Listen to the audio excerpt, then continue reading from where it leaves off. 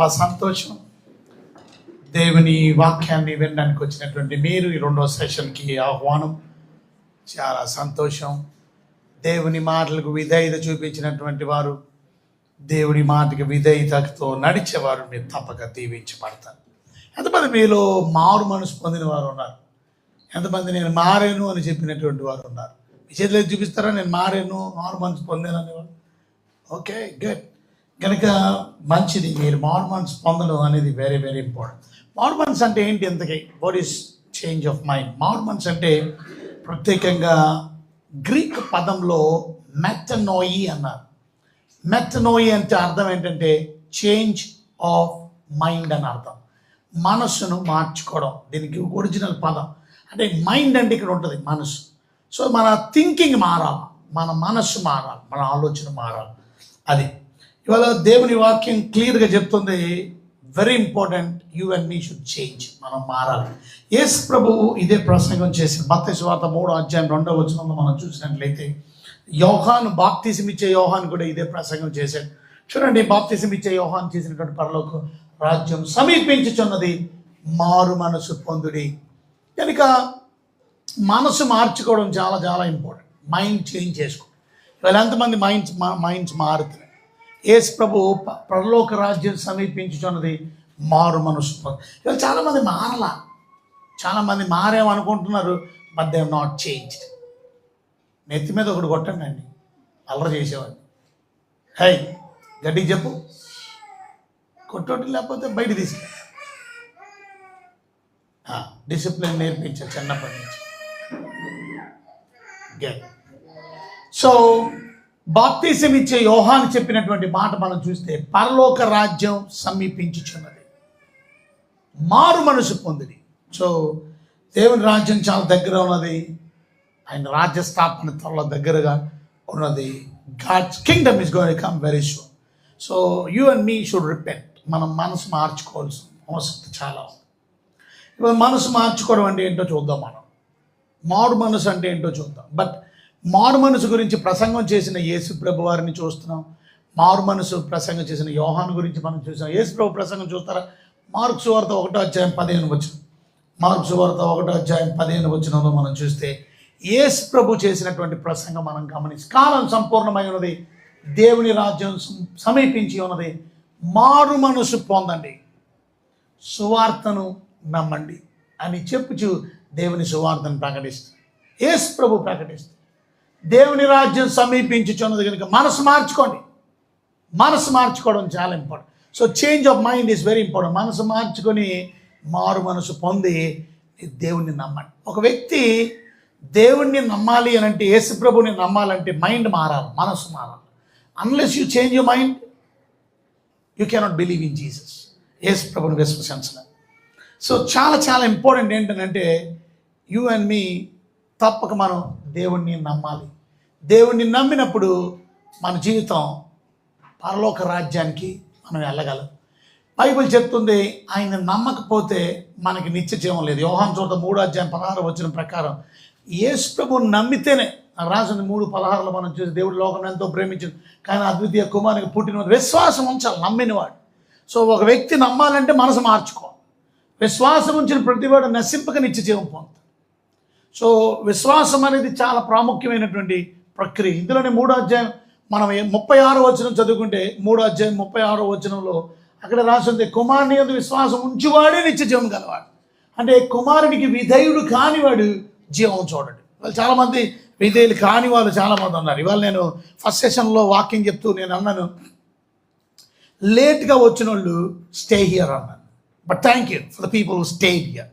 మాటకి గౌరవించి లోబడిన వారికి దేవుడు, విధేయుడు కానివాడు జీవం చూడడు. ఇవాళ చాలామంది దేవునికి విధేయులు లేరు, వాక్యానికి విధేయులు, గుడికి వస్తారు, దానికి సరిపోదు.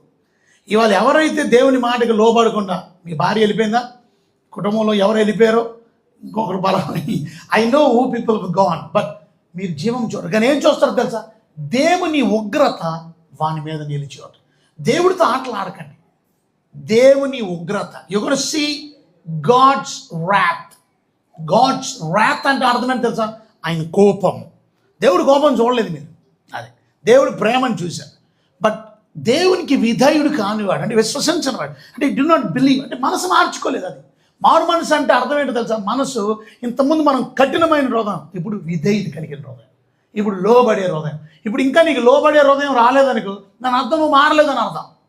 నీకు ఇంకా కఠినమైన హృదయం ఉంది, నీ జీవితంలో మార్పు రాలా. కఠినం ఉండకూడదు. You should not be hard and your heart. మన హార్ట్ సాఫ్ట్ అయిపో. మన హార్ట్ అంత సాఫ్ట్గా ఉన్నవాళ్ళు వాళ్ళే దేవుని బిడ్డలు. చూసారా, ఇవాళ దేవుని బిడ్డలు ఎవరు అని అంటే బైబిల్ చెప్తుంది విశ్వసించిన వారు. విశ్వసించిన వారిని ఏమంటారు తెలుసా? నీతిమంతులు అంటారు. విశ్వసించిన వాళ్ళు ఏమంటారు? నీతిమంతులు. If you do believe in Jesus then your call righteous people. If you don't believe in Jesus your unrighteous people. మీకు అర్థమైందా? నీతిమంతులు. మనం నీతిమంతులుగా దేవుడు పరిగణించాడు కేవలం విశ్వాసం ద్వారా.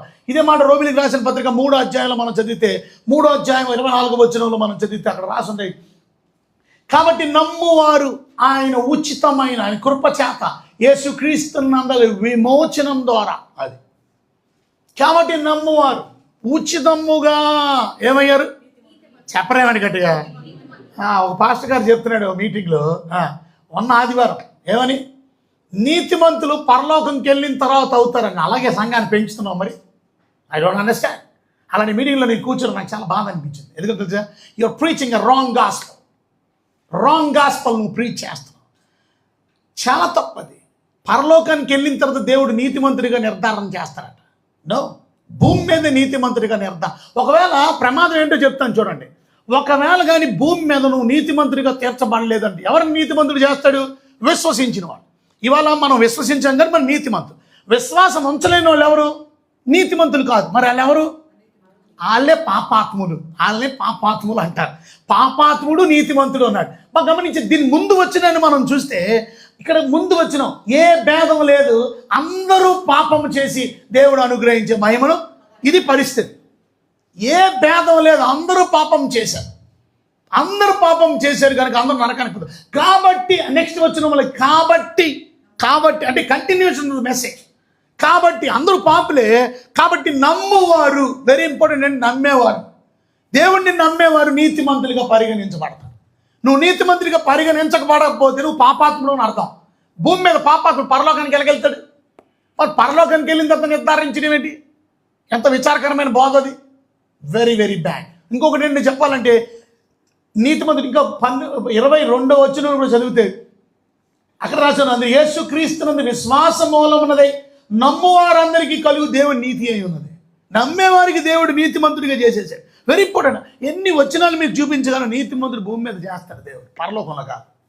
అసలు పరలోకం గురించే చెప్పడం రాలే కొంతమందికి. పరలోకంలో బంగారు వీధిలో ఉన్న మరి బైబిల్ అంతా తప్ప. You don't know, just keep quiet, don't preach. మరి ఏమి బైబిల్ కాలేజ్ చదివారో, మరి ఏం కాలేజీలు నేర్చుకున్నారో ఐ డోంట్ అండర్స్టాండ్. సమ్ పీపుల్కి అలా బైబిల్ కాలేజీ ఉండదు. కొంతమంది అయితే చదివానని చెప్తారు పేరుకి, కానీ నీళ్ళ స్టఫ్ లేదని అర్థం, నీళ్ళ వాక్యం లేదని అర్థం. ఎంత విచారం. ఎందుకంటే మన ప్రార్థన కూడా దేవుడు ఏనాడు, if you are not righteous God is not going to listen to your prayer. పరలోకానికి వెళ్ళిందా తింటాడా నీతిమంతుడు ప్రార్థన? మరి నీతిమంతుడు పరలోకానికి వెళ్ళిందా నీతిమంతుడు భూమి మీద ఎవడు? మరి వెరీ ఇంపార్టెంట్. అందుకనే తప్పుని మనం గద్దించాలి, తప్పుకి బుద్ధి చెప్పాలి, ఆ నోరులు మూయించాలి. ఎందుకని కుటుంబాలే పాడే. తీతుకి రాసిన పత్రిక 1వ అధ్యాయం 10వ వచనంలో ఏమని రాసిందో తెలుసా? తీతుకి రాసిన పత్రిక 1వ అధ్యాయం 10వ వచనంలో ఏమని రాసిందో తెలుసా? అనేకులు విశేషంగా సున్నిత సంబంధులు, అవిధేయులు, వదలబోతులు, మోసపుచ్చువారై ఉన్నారు. ఇంకా నెక్స్ట్ వచ్చి వీళ్ళు ఎలా మోసం చేస్తున్నారంటే వారు నోరులు మూయించాలి. You have to stop them speaking those kind of words. ఎందుకంటే తెలుసా, అట్టివారు ఉపదేశింపకూడని వాటిని, ఉపదేశం అంటే బోధించకూడని వాటిని, ఉపదేశం అంటే ప్రీచింగ్, ఉపదేశం అంటే టీచింగ్ చేయకూడని వాటిని దుర్లాభం కొరకు, లాభార్జన కొరకు ఏం చేస్తున్నారు? ఉపదేశిస్తున్నారు టీచర్స్. ఇన్ని కుటుంబాలని పాడు చేస్తున్నారు. కుటుంబాలు పాడైపోతున్నాయి. ఇందులో రక్షణ వాక్యం లేదు, సువార్త వాక్యం లేదు, నమ్మడం గురించి ఏందో చెప్పరు. పోటీలు కాదు మనకి ఇంపార్టెంట్. కొంతమంది అనుకుంటారు ఇద్దరు పాస్టర్లు ఉంటే గొడవలు వస్తాయి. ఇద్దరు పాస్టర్లు కాదు, నేను 100 మంది పాస్టర్ల దగ్గర చెప్తాను. రేపు పొద్దున మళ్ళీ మీటింగ్కి వెళ్తున్నాను. రేపు దగ్గర 150 మంది పాస్టర్లు ప్రత్యేకంగా చల్లపల్లిలోకి వస్తున్నారు. వాళ్ళ పాస్టర్ల మధ్యలో వాక్యం చెప్తారు. ఇద్దరు పాస్టర్లు పడడం కాదు. I speak with pastors.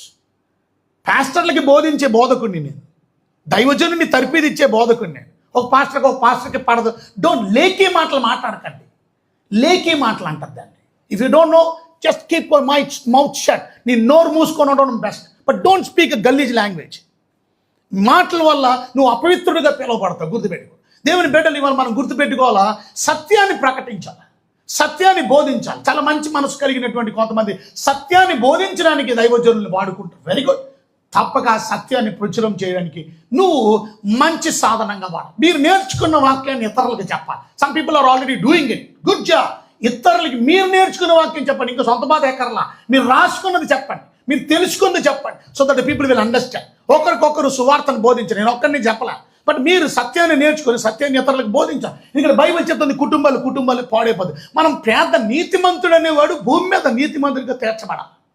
దేవుణ్ణి నమ్మిన అబ్రహాము, అది అతనికి ఏమైంది? నీతిగా ఎంచబడింది. నీతిమంతుడు అయ్యాడు Abraham because he believed in Jesus. విశ్వాసం ద్వారా మనం నీతిమంతులు అవుతాం. నీతిమంతులు కాకపోతే మన ప్రార్థన కూడా దేవుడు ఆలకించడు. బైబిల్ చెప్తుంది యాకోబు పత్రిక మనం చూస్తే 5వ అధ్యాయంలో, యాకోబు పత్రిక 5వ అధ్యాయంలో 19వ వచనం 16వ వచనం రైట్ చూడండి. అక్కడ రాసిందే 16వ వచనంలో, మీ పాపములు ఒకరితో ఒకరు ఒప్పుకోండి, మీరు స్వస్థత పొందినట్లు ఒకరి కొరకు ఒక ప్రార్థన చేయండి. నీతిమంతుని ప్రార్థన. Very good. అంటే ప్రార్థన, ఎవరి ప్రార్థన దేవుడు ఆలకిస్తాడు? నీతిమంతుడు. నీతిమంతుని విజ్ఞాపన మనవపూర్వకమైనదే, బహుబలము కలిగింది. ఎవరి ప్రార్థన? మరి నీతిమంతుడు భూమి మీద లేడంటే నీతిమంతుడు పరలోకంలో చేస్తారా ప్రార్థన? భూమి మీద నీతిమంతుడు అయితేనే కదా అలాంటి వాడు ప్రార్థన చేస్తే దేవుడు వింటాడని. నీతిమంతుడే లేడని how can you preach those kind of words? Very very bad. So people you don't know, just listen. నేర్చుకో బాగా. ఇక సత్యం, ఇది బేసిక్. ఇది బేసిక్ అంటే అర్థం, ఇది మూలవాక్యాలు. ఇది రాకపోతే ఇంకేం బోధిస్తాం మనం? Very very important. సో సత్యాన్ని మనం గ్రహించవలసిన విషయం ఏంటంటే మనస్సు మార్చుకోమని చెప్పాలి. మనస్సు మార్చుకున్నవాడు ఎవడంటే ప్రభు అయిన యేసుక్రీస్తునందు విశ్వాసం ఉంచున్నాడు. మనస్సు మార్చుకున్నాడు ఎవడంటే నీతిమంతుడు. మీకు అర్థమైందా? మనస్సు మార్చుకున్నాడు నీతిమంతుడు. ఇదే ప్రసంగం పేతురు గారు ప్రసంగం చేశారు. చూడండి, పేతురు గారు చేసిన ప్రసంగం అపోస్తుల కార్యాలు 2వ అధ్యాయం 38వ వచనం. పేతురు గారు ఏమని ప్రసంగం చేశారో చూడండి. అపోస్తుల కార్యాలు 2వ అధ్యాయం 38వ. పేతురు, మీరు మారు మనసు పొంది, చూసారా పేతురు గారు, మీరు మారు మనసు పొందితే పాపము నుండి క్షమాపణ పొందుతారు. అంతేగాని బాప్తిజం తీసుకుంటే కాదు. ఇవాళ చాలామంది మీరు మారు మనసు పొందిన వాళ్ళు చేతులు ఎత్తానంటే చాలామంది ఎత్తారు. బాప్తిజం తీసుకోలేదు అందులో. గుడ్. మీరు బాప్తిజం తీసుకోకపోయినప్పటికీ కూడా మనసు మార్చుకున్నారు కాబట్టి మీరు ఇది కూర్చోండి. Good job. కానీ మారు మనసు పొందిన తర్వాత నెక్స్ట్ స్టెప్ ఆఫ్ ఒబీడియన్స్ ఏంటంటే తప్పక మనం బాప్తిజం తీసుకోవాలి. కానీ బాప్తిజం వల్ల మన పాపాలు పోవు. మరి ఎలా పోతాయి? మనసు మార్చుకోవడం వల్ల. మీరు మనసు మార్చుకోవడం వల్ల ఏమైంది? పాప క్షమాపణ పొందుతారు. పాప క్షమాపణ అంటే అర్థం మీ పాపాలు పోతాయి. ఫర్ అర్థం ఏంటంటే ఇవాళ మన జీవితంలో రిపెంటెన్స్ అనేది లీడ్స్ టు ఫర్గివ్నెస్. రిపెంటెన్స్ మనల్ని పశ్చాత్తాపంలో నడిపిస్తుంది, ఫర్గివ్నెస్లో నడిపిస్తుంది. మీరు అనొచ్చు, పాస్టర్ గారు ఒకవేళ మారు మనసు పొందకపోతే ఏంటంట? Very good question. మారు మనసు పొందలేని వాళ్ళందరూ నాశనం అయిపోతారు, నరకానికి వెళ్ళిపోతారు. బైబిల్ చెప్తుంది మారు మనసు పొందలేదంటే అర్థం విశ్వాసం ఉంచలేదు. నా చదువుకున్నాం కదా, విశ్వాసం ఉంచని ప్రతివాడు ఏమవుతాడు? నాశనం అయిపోతాడు. విశ్వాసం ఉంచి ప్రతివాడు ఏమవుతాడు? నశింపక.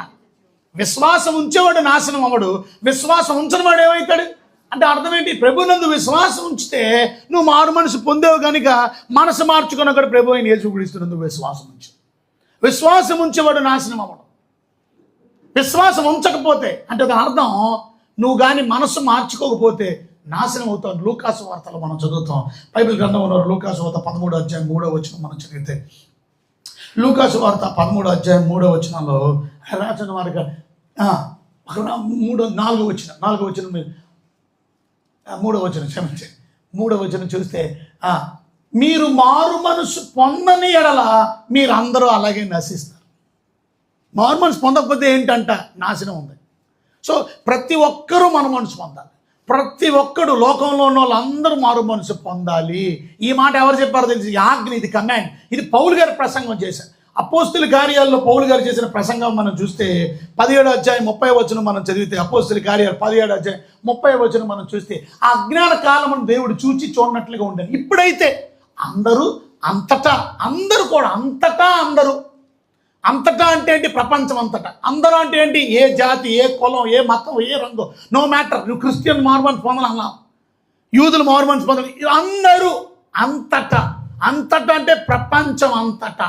ఏ మూలలో నిక్ ఆఫ్ ద కార్నర్ ఎక్కడున్నప్పటికీ కూడా ప్రపంచంలో ఉన్న వాళ్ళందరూ మారు మనసు పొందాలని దేవుడు. ఇవాళ మారు మనసు పొందక తప్పుడు పనులు చేస్తారు, మారు మనసు పొందక గలీజు పనులు చేస్తారు, మారు మనసు పొందక గలీజుగా మాట్లాడతాం, మారు మనసు పొందక మన జీవితంలో చెడుగును ఆలోచిస్తాం, అజ్ఞానంలో ఉన్నాం, చెడు హృదయం అంత కఠినం కలిగి ఉన్నాం, అంధకారంలో జీవిస్తున్నాం. ఇంకొన్ని మనసు మార్చుకో. అమెరికా అవనండి, ఇండియా అవనండి, ఇవాళ చూడండి ఎప్స్టీన్ ఫైల్స్. ఇప్పుడు మొన్న నిన్న ఎవడో వీడియో పంపించాడు, ఫ్లోరిడాలో ఎప్స్టీన్ ఎవడాడు, ఎప్స్టీన్ జెఫ్రీ ఎప్స్టీన్ గారు ఇంకా బతికే ఉన్నాడు అని చెప్పి ఆయన చూపించి కారులోని ఎప్స్టీన్ అని అంటున్నాడు, ఆయన జెఫ్రీ అని పిలుస్తున్నాడు కారులో వెళ్తూ.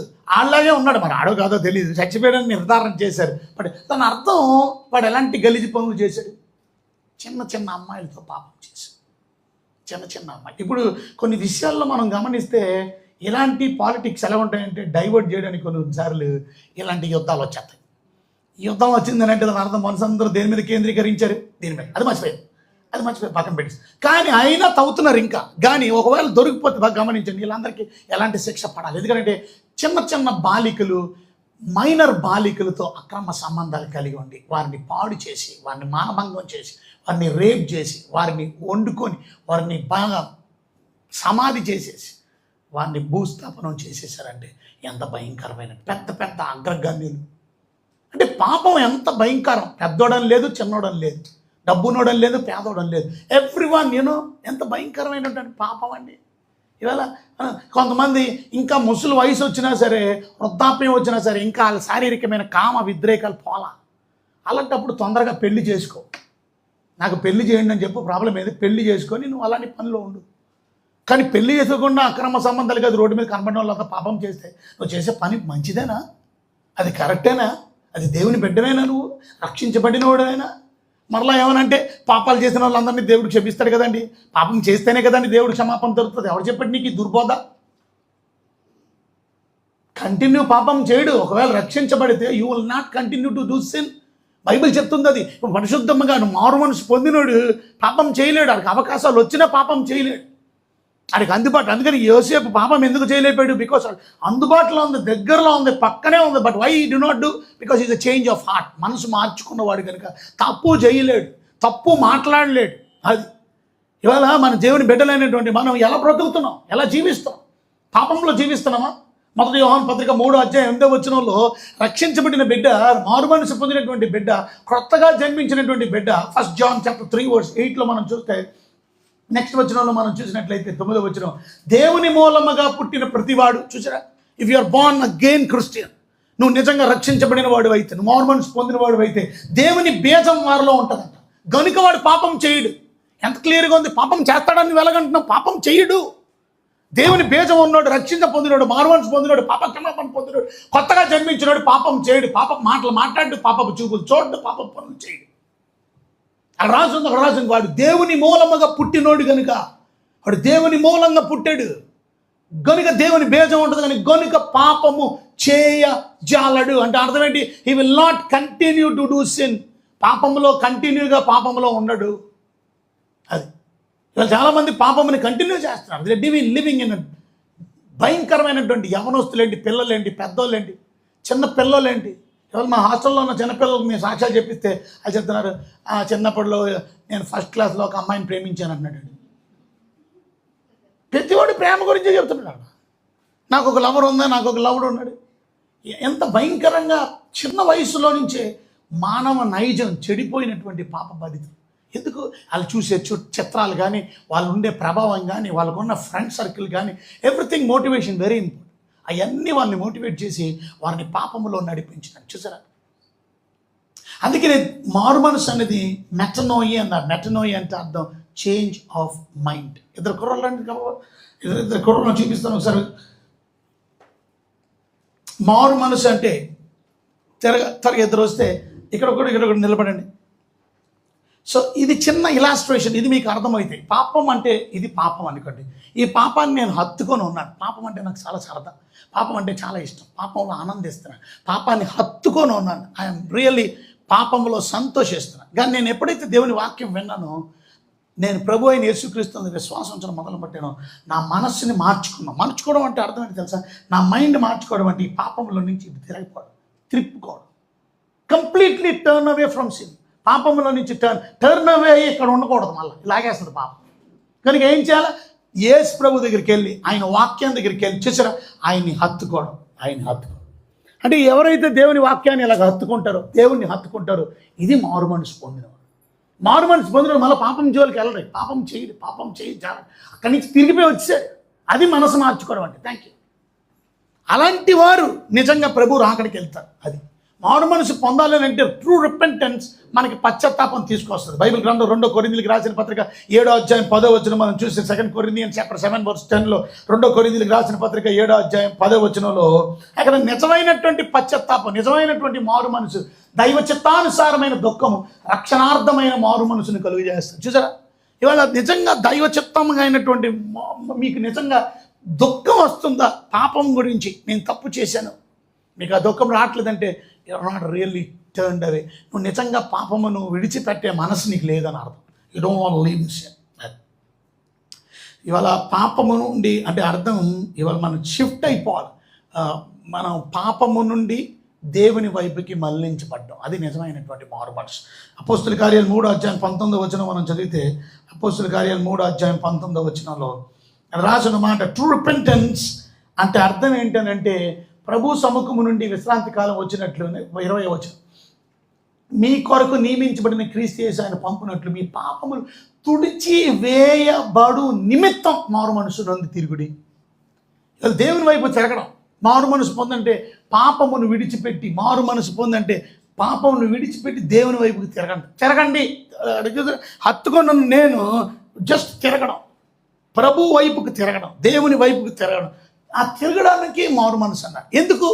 ప్రభు వైపు తిరిగితే నీ పాపాలు తుడిచివేయబడతాయి. సో మారు మనస్సు వలన నీ పాపములు తుడిచిపడతాయి. మారు మనస్సు పొందడం వల్ల నువ్వు ప్రభువుని విశ్వసించావు, సువార్తను నమ్మావు, గాస్పల్ని నమ్మావు. నువ్వు చేయవలసిన పని నువ్వు చేయాలి. గాస్పల్ ప్రీచ్ అయింది, సువార్త మీకు వినిపించబడింది. యేసు ప్రభు ఈ లోకానికి వచ్చాడని, రక్తం చిందించాడని, సిలువలో మరణించాడు, సమాధి చేయబడ్డాడని, తిరిగి లేచాడు. నీ పాపము నిమిత్తమే ఆయన ఈ లోకానికి వచ్చి చనిపోయాడని, రక్తం కార్చాడని, ప్రాణం పెట్టాడు. నువ్వు కానీ విశ్వసించి నా పాపాన్ని ఆయన బదులుగా చనిపోయాడు, నా పాప క్షమాపణ పొందింది, నేను ఇవాళ నుంచి ప్రభు బిడ్డగా నేను బ్రతకడానికి ఇష్టపడుతున్నాను, అది మారు మనసు, అది చేంజ్ ఆఫ్ మైండ్. అలా మారు మనసు పొందినటువంటి వారి జీవితాలు వేరుగా ఉంటాయి, వారి బ్రతుకులు వేరుగా ఉంటాయి. మారు మనసు పొందలేని వాళ్ళు ఎలాగుంటారు? అన్యజనుల్లా బ్రతుకుతారు. అన్యజనులు ఎలా జీవిస్తారు? అన్యజనులు ఎలా జీవిస్తారో మీకు చూపించిన ఎఫెసీయులకు రాసినటువంటి పత్రిక 4వ అధ్యాయం, ఎఫెసీయులకు రాసినటువంటి పత్రిక 4వ అధ్యాయం మనం చూసినట్లయితే, అన్యజనులు 18వ వచనం 4:18లో వారైతే అని రాసింది. వారైతే అంధకారమైన మనస్సు గలవారే. ఎవరు వారైతే? అన్యజనులు, దేవుణ్ణి ఎరగని వారు. చూసారా, వారైతే వీళ్ళు ఎవరి గురించి రాసిందో 17వ వచనం చదవండి ఒకసారి. 17వ వచనంలో కాబట్టి అన్యజనులు, వీళ్ళు ఎవరో చెప్పడానికి మీకు వెనక్కి తిరిగాను. వీళ్ళు ఎవరంటే అన్యజనులు. అన్యజనులు అంటే ఎవరో తెలుసా? విగ్రహారాధికులు అని అనకండి. అన్యజనులు అంటే దేవుణ్ణి నమ్ముకోలేని వాళ్ళు, దేవుణ్ణి విశ్వసించని వారు. అన్యజనులు అంటే ఎవరు? మారు మనసు పొందలేను. ఈ అన్యజనుల వలె నడుచుకున్నట్లు మీరు ఇక మీదట నడుచుకొనవలదని ప్రభువు నందు సాక్ష్యం ఇచ్చుచున్నారు. అన్యజనుల వలె నడవకండి. వాళ్ళైతే ఎలా నడుస్తారు? ఇప్పుడు 17 వచనం చదివితే 18 అర్థమైంది. వారైతే ఎవరు? వారు ఇప్పుడు అన్యజనులు అంటే మీకు అర్థమైంది. వారైతే అంధకారమైన మనస్సు గలవారే. ఇవాళ ఎంతమందికి చీకటి మనసు ఉందో చెప్పండి. చీకటి మనసు, అంధకారమైన మనసు. ఇవాళ పీపుల్ మైండ్, మనసు అంటే ఏంటో తెలుసా? మైండ్. అంధకారమైన మనసు అంటే వాళ్ళకి చీకటి మైండ్, వాళ్ళ మనస్సు ఇంకా చీకటిలో ఉంది. అందుకని చీకటి ఆలోచనలు వస్తున్నాయి, చీకటి మనసులు వస్తున్నాయి. చీకటి, ఇవాళ చీకటి మీలో ఉందా? ఒకసారి కళ్ళు మూసుకోండి, అందరూ ఒకసారి కళ్ళు తెరవండి. ఏం కనపడింది ఇప్పుడు? చూసారా ఎందుకు ఇలా చీకటి కనపడిందో తెలుసా మీకు? మీ కళ్ళు గుడ్డితనాన్ని కలుగు చేశాడు సాతానుగాడు.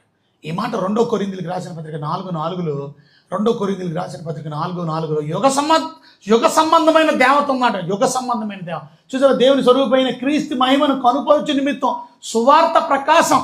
సువార్త అనేది ప్రకాశవంతమైంది.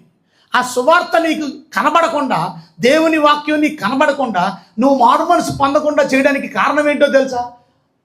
వారిని ప్రకాశింపకుండా నిమిత్తం. ఏంటి? సువార్త ప్రకాశం వారికి ప్రకాశించకుండా ఈ యుగ సంబంధమైన దేవత. దేవత అంటే అర్థం ఎవరు తెలుసా? దేవుడు. అదే మాట సాతాను శోధించాడు అవ్వమ్మతో. మీరేమవుతారు? దేవతలు అన్నారు. దేవతలు అన్నారు కానీ దేవదూతలు కాదు. దేవదూతలు వేరు, దేవతలు అంటే అర్థం అంటే సార్ బికమ్ లైక్ గాడ్స్. దేవతని గాడ్ అంటారు, దేవుడు. దేవీ దేవతలు అన్నారు. దేవీ దేవతలు. దేవతలు అంటే గాడ్స్. కనుక సాతాను గాడు ఒక గాడ్గా ఈ యుగ సంబంధమైన దేవత. ఈ యుగంలో ప్రపంచంలో ప్రజలందరినీ మోటివేట్ చేసేది ఎవరు అని అంటే సాతాను గాడు. వాడు ఏం చేస్తున్నాడు? దేవుని వెలుగు అనగా వాక్యం అనేటువంటి ఆ సువార్త ప్రకాశం, ఆ వెలుగుని ప్రకాశింపకుండా నిమిత్తం. చూసారా, మీకు ఆ వెలుగు రాకుండా ఉండకుండా నిమిత్తం ఈ యుగ సంబంధమైన దేవత అవిశ్వాసులైన వారు, వాళ్ళ అన్యజనులు విశ్వసించలే, అవిశ్వాసులైన వారి మనోనేత్రాలకి గుడ్డితనం. అందుకే వాళ్ళు చీకట్లో ఉన్నారు. అందుకనే వాళ్ళ అంధకారమైన మనస్సు కలిగిన వాళ్ళు. అందుకనే వాళ్ళకి దేవుని వాక్యం అర్థం కాదు. అందుకనే వాళ్ళకి సువార్త అర్థం కాదు. వాళ్ళ సువార్త ఎలాగుందంటే వాళ్ళకి వెర్రితనంగా ఉంది. దేవుని శక్తి వాళ్ళకి వెర్రితనంగా ఉంది. అది వాళ్ళకి ఏకతాళిగా ఉంటుంది. ఏంటి యేసుప్రభు వచ్చాడా, ఈ లోకంకి వచ్చాడా, రక్తం చిందించాడా, ప్రేమను పెట్టాడా, అప్పుడు మీ పాపాలు పోయినాయా, వెర్రితనంగా ఉంటుంది. కానీ రక్షించబడుతున్నటువంటి వాట దేవుని వాక్యం, దేవుని సువార్త, దేవుని నశించుచున్న వారికి వెర్రితనంగా ఉంది. కానీ రక్షించబడుతున్నటువంటి మనకి దేవుని శక్తి. దేవుని బిడ్డలమైనటువంటి మనం ఇవాళ నిజంగా నువ్వు మారు మనసు పొందేవా? మారు మనసు పొందితే అంధకారమైనటువంటి చీకటి మనసు మీకు ఉండదు. చదువు మళ్ళీ ఎఫెసీయులకు రాసిన పత్రిక 4వ అధ్యాయంలో మళ్ళీ వద్దాం.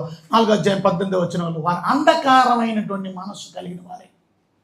చీకటి మైండ్. ఇవాళ ఎంతమందికి ఇంకా చీకటి మైండ్ ఉంది? చీకటి మైండ్ కలిగిన వాళ్ళు ఏం చేస్తారో తెలుసా? వారి హృదయం కాఠిన్యం వలన, అది వారి హృదయం కఠినం చేసుకుంటున్నారు. వారి హృదయం చాలా కఠినంగా ఉంటుంది. చాలామందికి కఠినాత్ములు, వారి హృదయం చాలా హార్డ్ అని.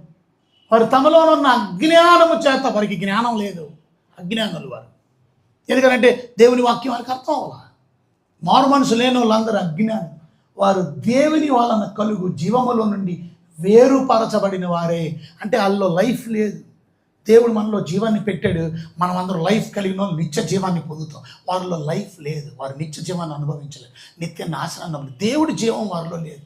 జీవము లేని వారే తమ మనస్సునకు కలిగిన, మన మనసు అంటే మైండ్, మళ్ళా మైండ్కి కలిగిన వ్యర్థతను అనుసరించి నడుచుకుంటారంట. తమ మైండ్కి ఏది తోస్తే అలా మాట్లాడతారు, ఏది తోస్తే అది చూస్తారు. తమ మనస్సుకు వచ్చినటువంటి పనులు చేస్తారు. ఇవాళ చాలామంది ఇంకా ఇలాగే ఉన్నారా? ఆలోచించండి. ఇంకా అంధకార సంబంధులుగా ఉన్నారా మీరు? ఇంకా హృదయ కాఠిన్యంతో ఉన్నారా మీరు?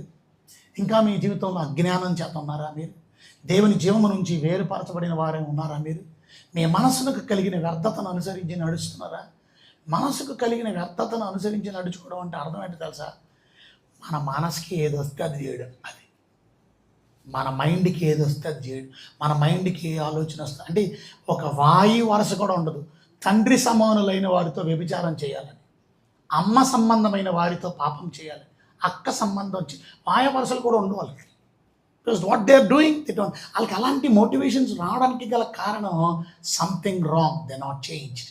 You ask God. వాళ్ళ దగ్గర తీర్మానం చేసుకుని, ప్రభు ఐఎమ్ సో సారీ లార్డ్, ఇంకా నేను అంధకారమైన మనసు, ఇంకా నేను అజ్ఞానంలో ఉన్నాను, ఇంకా నేను కఠినమైన హృదయం కలిగి ఉన్నాను, నీ జీవం నుంచి వేరుపరచబడిన వారినై ఉన్నాను, నా మనసులకు కలిగిన వ్యర్థతను అనుసరించి నడుస్తున్నాను. అందుకని వాళ్ళు సిగ్గులేని పనులు చేయాలి. నెక్స్ట్ వచ్చిన మనం చదివితే, వారు సిగ్గులేని వారై ఉండి, సిగ్గు విడిచి, సిగ్గు ఉండదు వాళ్ళకి. ఈ పంచాయతీలో సిగ్గు ఉండాలి, సిగ్గు లేదని పని సిగ్గుందా నీకు? మొన్న ఒక తండ్రి కన్న కూతురుతో పాపం చేస్తున్నాడట. కన్న కూతురు,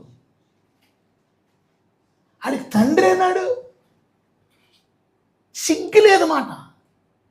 చెల్లి వరుస కలిగిన వాళ్ళు, అక్క వరుస కలిగిన వాళ్ళు, అమ్మ వరుస కలిగిన వాళ్ళు సిగ్గు లేని పనులు చేస్తారు. నానా విధమైన అపవిత్రతను, పవిత్రత లేదు, అపవిత్రతను, అత్యాశతో, ఆశ కాదు అత్యాశ, ఆశ కాదు అత్యాశతో జరిగించుతూ తమ్మును తామే కాముకత్వమునకు, కామ వికారమైన కోరికలు రగిలిపోతున్నప్పుడు దాట్స్ ద ప్రాబ్లం. కామ వికారమైన కోరికలతో తమ్ము తాను కాముకత్వానికి అప్పగించుకుంటున్నారంట. What a sad thing is this. దేవుని బిడ్డలమైన మనం ఇలా నడవడానికి కారణం ఏంటి? ఇంకా మనసు మారలా, మైండ్ చేంజ్ అవ్వాలి. ఇవాళ చాలామంది ఇంకా మనసు మారలా, కఠినమైన హృదయం. ఇవాళ జీవితం ఇవాళ ఎంత కఠినాత్మలు కాబట్టి ఇవాళ కొంతమందికి ఏం చెప్పాను, ఇప్పుడు వాక్యం విన్నారు, ఆయనకి బుర్రకేమైనా పనిచేసిందా? ఉండండి రా బాబా అని అంటే ఏం తొందర? అసలు ఇంతకుముందు ఎన్ని గంటలకు వదిలేవాళ్ళం? 9:30, 9:45. అంటే ఇప్పుడు వరకు, ఇప్పుడు ఫస్ట్ సెషన్ కూడా 9:45 వరకు ఉంటే మీరు ఉండవలసి ఉంటారుగా, ఇంకొక 15 నిమిషాలేగా. కానీ ఎంత దుర్మార్గులు అంటే, ఎంత సిగ్గులేని వాళ్ళు అంటే, ఎంత కఠినాత్ములు అంటే, బ్రతుకులు మారలా. చర్చికి వచ్చాడు కుదరదు, నీ కఠినమైన హృదయం మారలా. అది ఇలాంటి వాళ్ళందరికీ దేవుని ఉగ్రత వస్తుంది. మళ్ళా చెప్తున్నాను, గుర్తుపెట్టుకో, దేవుని ఉగ్రత. ఎన్నిసార్లు గద్దించినా లోబడని వాడు ఎందుకు లోబడట్లా? ఎన్నిసార్లు గద్దించినా ఎందుకు లోబడట్లేదండి? చెప్పు, బైబిల్ చెయ్యి. ఇద్దరికి ఒకటేనా? ఇద్దరికి పేమెంట్ ఒకటే వస్తుంది చూడండి. అందరూ మీ బైబిల్ చూపించండి. Show you Bibles. Where is your Bible man? ఎందుకు వచ్చావు గుడికి? లేదా బైబిల్? మరి ఏం ఇంటికి పెట్టావు? Shame on you, you come to church, no Bible. ఇప్పుడు కాదు, ఇప్పుడు తీరు ఫస్ట్ సెషన్ కూడా తీరు develop. Take your Bible, open your Bible. Screen మీద ఉంది ఓకే, కానీ తీయక handle your Bible man, so that God is going to be happy. దేవుడిని సంతోషపెట్టే పనులు చేయండి. Some people come to church, no Bible. అసలు మీ మార్మన్స్ పొందలేదు మాట అర్థం. You come with Bible, road మీద నడుచుకొని వెళ్తుంటే అప్పుడు చూడు దేవుడు పెట్ట, రక్షించబడిన పెట్ట, చెప్పుకో. బైబిల్ చేత బొర్ర పెట్టి వచ్చేవా?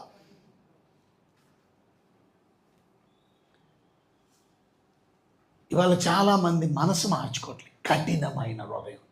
రోమిలికి రాసిన పత్రిక 2వ అధ్యాయం 5వ వచనం చదివితే, రోమన్ చాప్టర్ 2 వర్స్, రోమిలికి రాసిన పత్రిక 2వ అధ్యాయంలో మనం చదివితే 10వ వచనంలో ఏమన్నా తెలుసా? మీ కాఠిన్యం చూసారా, మీ కాఠిన్యం ఎంత కాఠిన్యం. మార్పు పొందని మీ హృదయమును అనుసరించి ఉగ్రత దినమందు, అనగా దేవుని న్యాయమైన తీర్పు బయలుపరచు దినమందు మీకు నీవే ఉగ్రతను సమకూర్చుకొనుచున్నావు. వాళ్ళు చాలామంది మీకు మీరే ఉగ్రతను ఈ కఠిన్యం వల్ల.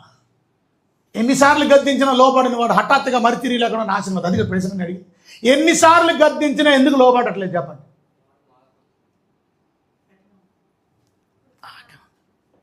సింపుల్. ఎన్నిసార్లు చెప్పినా ఎనరు కొంతమంది. ఎందుకు? వాళ్ళ హృదయం ఎలాంటిది? అది, అందుకే మారట్లేదు. Simple answer.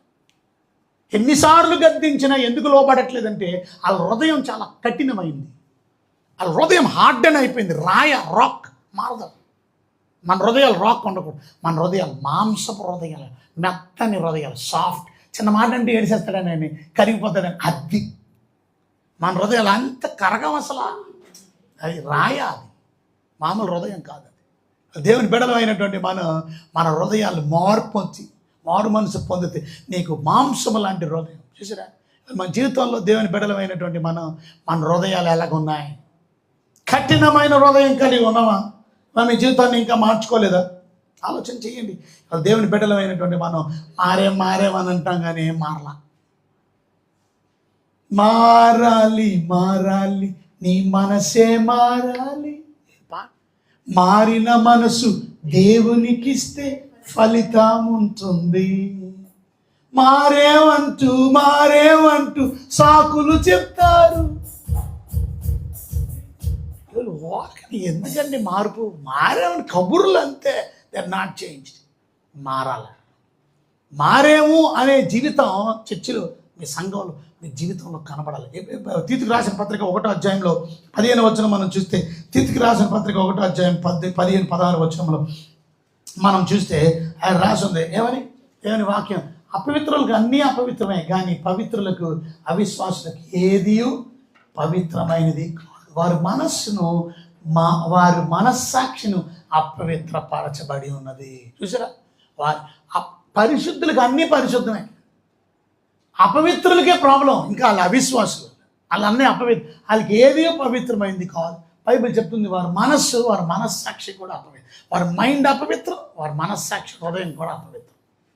కనుక వాళ్ళు ఏం చేస్తారో తెలుసా? నెక్స్ట్ వచనంలో రాసింది, వారు దేవుణ్ణి ఎరుగుదమని చెప్పుకుందరు కానీ అసహ్యమును, అవిధేయులను, ప్రతి సత్కార్య విషయం భ్రష్టులై ఉండి తమ క్రియల వలన ఆయన ఎరగమన్నట్లు ఉన్నారు. అది ఎరిగామని చెబుతున్నావు కానీ దేవుణ్ణి ఎరిగామని చెప్తున్నా నీవు అంటే అర్థం ఏంటి? ఐ నో గాడ్ అంటే అర్థం ఏంటి? రక్షించబడ్డామని అర్థం. ఎరిగామంటే అర్థం ఏంటి? మారు మనసు పొందామని అర్థం. ఎరిగామంటే అర్థం ఏంటి? ఏమంటారు? కొత్త జన్మ అనుభవం పొందేమని. ఎరిగామంటే అర్థం ఏంటి? నీతిమంతుడిని అయ్యానని అర్థం.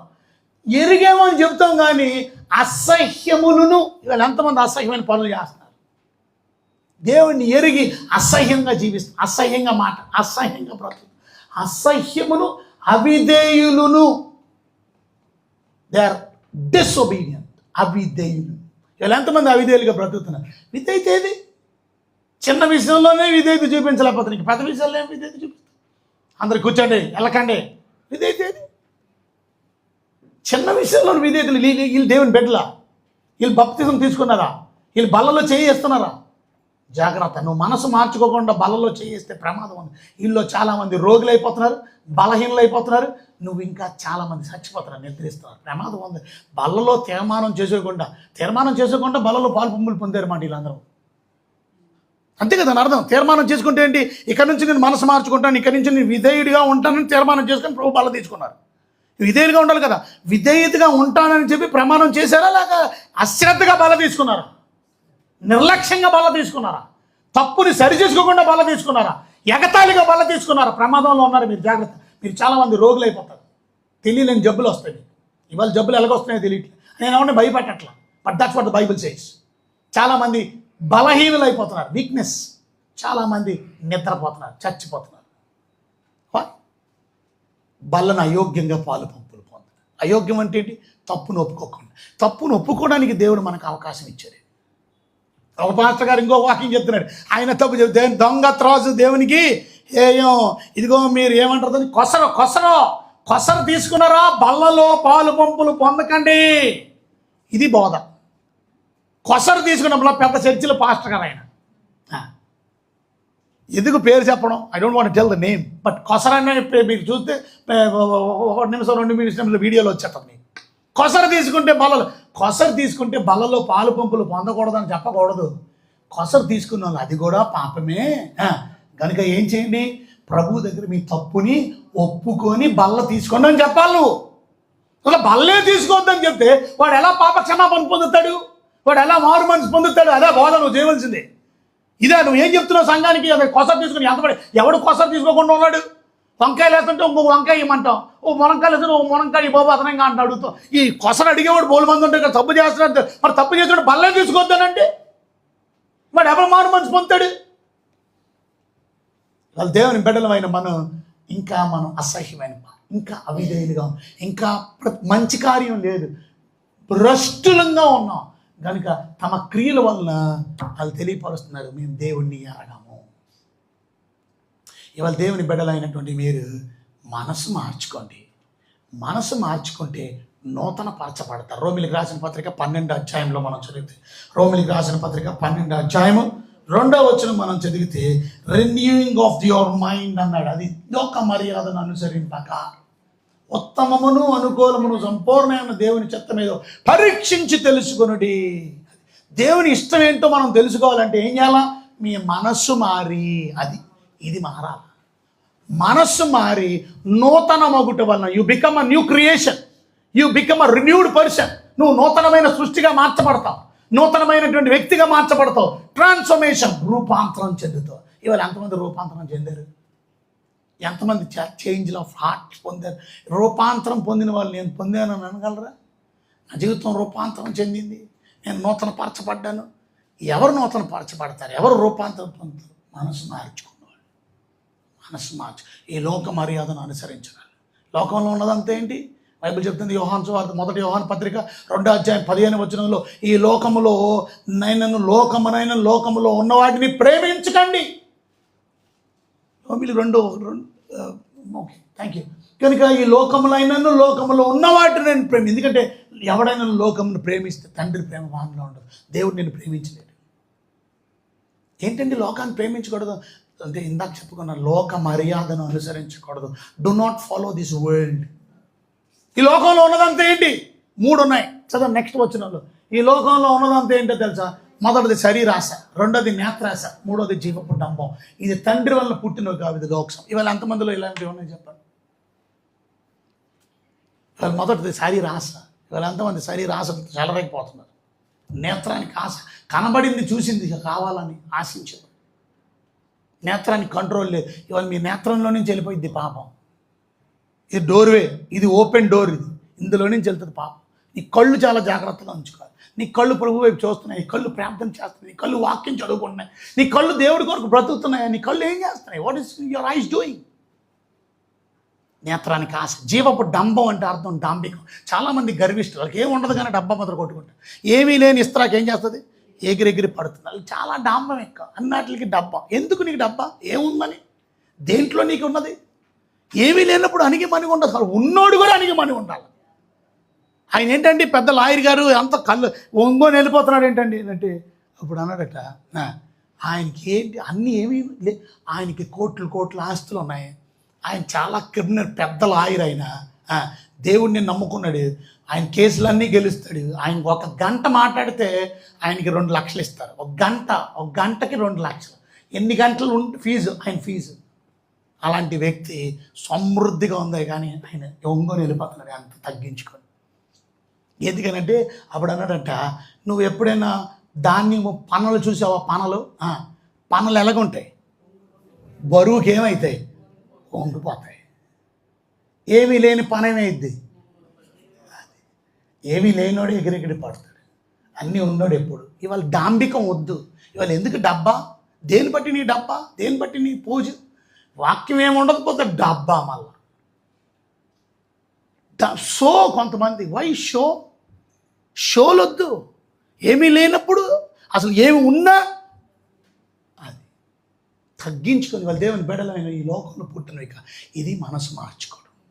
ఇవాళ మీ జీవితాన్ని మనసు మార్చుకొని ప్రభు బాల దగ్గర మీ జీవితాన్ని తీర్మానంలో నడిపి లేచి నిలబడదాం, ప్రార్థన చేసుకుందాం. ప్రభువా, నా మనసు మార్చుకోవడానికి ఇష్టపడుతున్నాను. ఇవాళ నా మనసు ఎలాగుందో నాకు తెలియపరచారు. ఇవాళ నా జీవితాన్ని మార్చుకోవడానికి ఇష్టపడుతున్నాను. ప్రార్థన చేసుకోండి. మీ జీవితాన్ని ప్రభు దగ్గర చక్కపరచు. ప్రభు ఆయన చేస్తున్నప్పుడు రాత్రి ఓ రొట్టె ఎత్తుకొని కృతజ్ఞతాస్తుతులు చెల్లించి దాన్ని వీరిచి మీ కొరకు నా శరీరం నన్ను జ్ఞాపకం చేసుకుంటే దీన్ని చేయనని చెప్పాను. ఆ ప్రకారం